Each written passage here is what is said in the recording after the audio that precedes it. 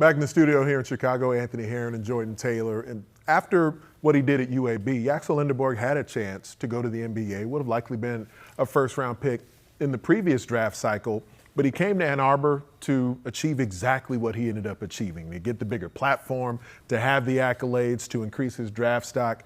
He pulled all that off. It all would have been pulled off if he would have just not played again after injuring his leg in the semifinals. How big of a risk was it that Yaxel was taking, and what were you thinking just watching that play out? Well, first of all, I don't think there was ever a doubt in our mind, in his mind, more importantly, that he was going to play in that game. And I think it's just a testament to what type of kid he is, what type of young man he is, what type of leader he is.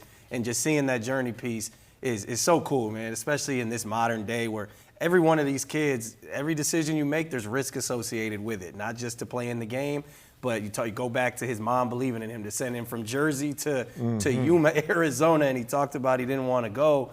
But having someone believe in you and then believing in yourself is the ultimate thing. He reminds me of Draymond Green a little bit in college. I played all 4 years, same time as Draymond. And just Draymond, you knew he believed in himself as a champion, as a leader. He was always confident. He didn't mince words. He's going to tell you how he feel. And he's just real. He's just a real dude.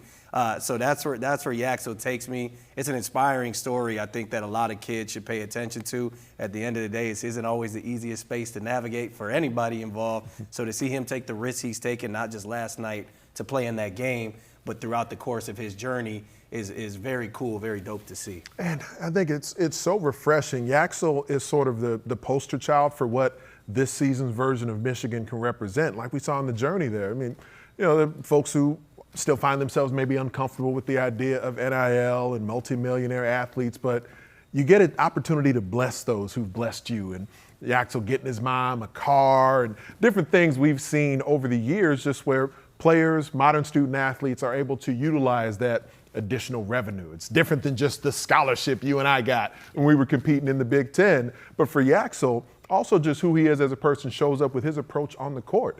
Because there were 4 different players who led Michigan in scoring at different points throughout the NCAA tournament. Yaxel did it several times, but Morez Johnson, Elliot Cadeau, Adai Mara, he was willing to show up for this one ultimately very important season, but still share the load with others. 100%. I think it goes back to, you talk about the risk of last night, but to that entire point, he's an NBA first-round draft pick last year, and he decides, and again, I get it. The money involved makes a difference and all that, but there's an extreme amount of risk in that when you're talking about your long-term success and all of that. And not only that, to take that risk and still be able to put your teammates at the forefront and be able to yield to Elliot Cadeau, yield to Adai Mara. It's that type of presence that he has that you just know there's something special inside this kid, inside this young man.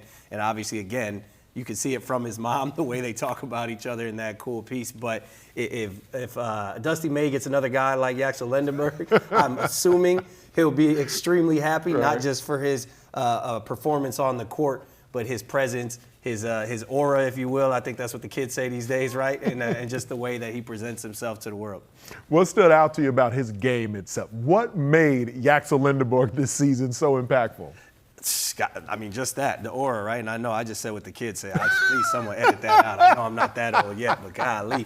But no, I think what makes him impactful is his versatility, of course, in his game itself. But then again, his willingness to sacrifice at all times. He can put you on the block. He can step out to 3. There was a point in time around that Northwestern game where Michigan was fine, but he was struggling from the floor. He was shooting about 25% over a 5 to 7 game stretch, and it didn't affect the way he plays defense. He turns it up. You need a late game stop. Penn State, he's guarding the guards. He's out there on Mingo trying to lock up on Freddie DeLeon. In the Big Ten championship, when Purdue's got you on the ropes, he's picking Braden Smith up full court. Like, it's doing all those little things that now I think kids don't necessarily, and adults as well, don't put a premium on those type of things. He does it, and he does the things we put a premium on as well.